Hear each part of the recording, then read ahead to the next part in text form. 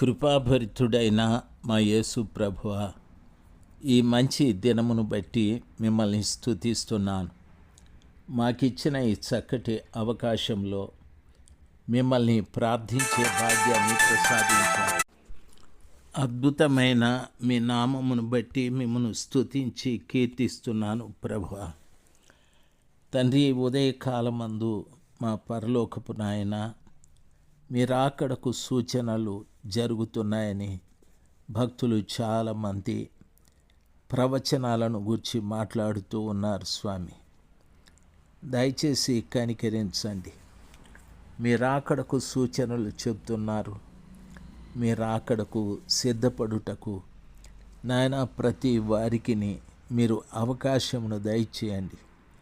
ప్రతి వారి హృదయంలో నీ వాక్యము పనిచేయున్నట్లుగా కృప చూపెట్టండి. నీ వాక్యం పట్ల ఆసక్తిని మీరు కలగజేయమని ప్రార్థిస్తున్నాను. శత్రు కార్యాలన్నీ కూడా లయపరచండి స్వామి. మీరే ప్రతి బిడ్డలోనూ, ప్రతి కుటుంబంలోనూ, వాక్యం వింటున్న ప్రతి వారి కుటుంబంలో కార్యం జరిగించండి. ముఖ్యంగా మా ఉమమ్మ గారు, ఎస్తేరమ్మ గారి విషయమై, తన కుమార్తెల విషయమై ప్రార్థిస్తున్నానయ్యా. బిడ్డలు శారీరకంగా ఎంతో బలహీనులుగా ఉంటున్నారు స్వామి. దయచేసి కనికరించండి. బిడ్డలకు మంచి ఆరోగ్యం ఇవ్వండి, మంచి ఆరోగ్యం ఇవ్వండి. మీరు మహిమ పొందుకొనమని యేసు ప్రభువు నామంలో ప్రార్థిస్తున్నాను తండ్రి. Amen, amen. ఫిబ్రవరి మాసం 1వ తారీఖు 2026 ఆదివారం. ప్రియులారా, నెహెమ్యా గ్రంథము 2వ అధ్యాయం 18వ వచనం. దేవుని కరుణాహస్తము నాకు సహాయము చేసెను. రాజు నాకు సెలవిచ్చిన మాటలన్నీ వారితో చెప్పి తిని అని అంటున్నాడు. నేను నిన్నటి దినాన మనం ఏదైనా ప్రభువుతోనే చెప్పాలి. రెండవది, ప్రభువుతో మనము చెప్పగలిగితే అది ప్రభు చిత్తమైతే ప్రభుల వారి కరుణాహస్తము మనకు తోడుగా ఉంటుంది. రాజుగారు మాట్లాడే మాటలు లేక భూమి మీద అధికారులు చెప్పే మాటలు మనకు తోడుగా ఉండవు. దేవుని కరుణాహస్తం మనకు తోడుగా ఉండాలి. అందుకు ఈ మాటలు చెప్పిన తరువాత నెహెమ్యాతో వారు అన్నారు, మనము కట్టుటకు పూనుకొందము రండని చెప్పి ఈ మంచి కార్యము చేయుటకై బలము తెచ్చుకొనిరి అని వాక్యము సెలవిస్తుంది.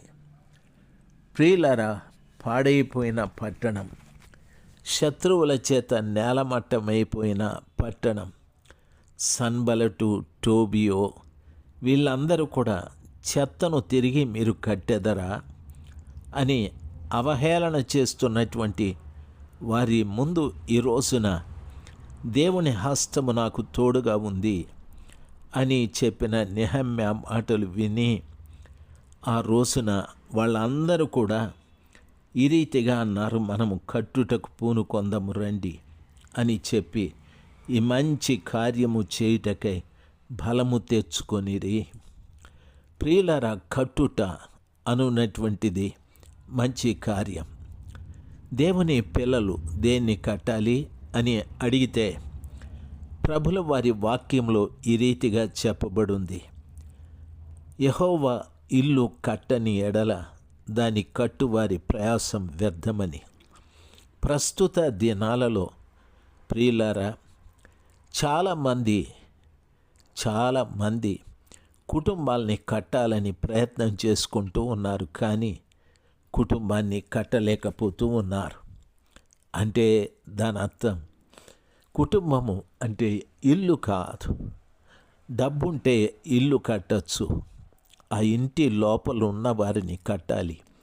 భర్తను, భార్యను, పిల్లల్ని, అత్త, కోడలు, అల్లుళ్ళు, మామగారులు, మనవళ్ళు, మనవరాండ్లు, ఇది ఒక కుటుంబం. ఈ ఇంటిని కట్టడానికి దేవుడే సహాయము చేయాలి. ఈ మట్టి గోడలు, సిమెంటు గోడల్ని, రాతి గోడల్ని ఎవరైనా కట్టగలరు. ఇంటి లోపల నివాసం చేసే వీరిని కట్టగలిగిన వారు ప్రభు ఒక్కడే.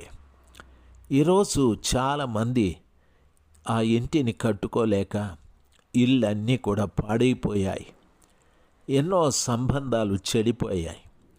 భార్యాభర్తల సంబంధాలు, తల్లిదండ్రులు పిల్లల సంబంధాలు ఎన్నో చెడిపోయి వీధిన పడ్డాయి.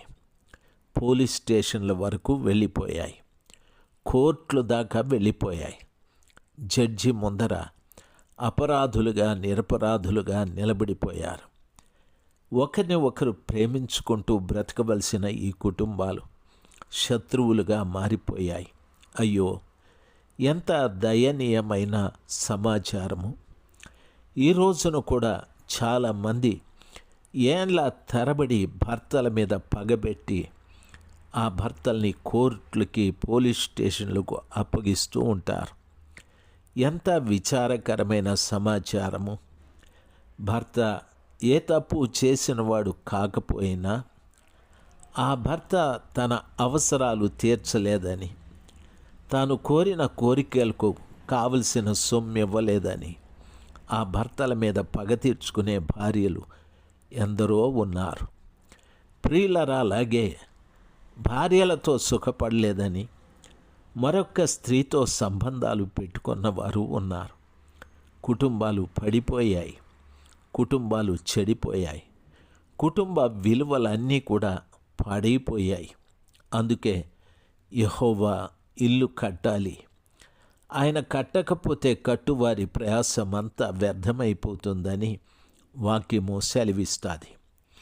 ప్రియులారా, మనుషులు ఆ రీతిగా కట్టబడటానికి మహోన్నతుడైన దేవుడు సహకారం ఉండాలి.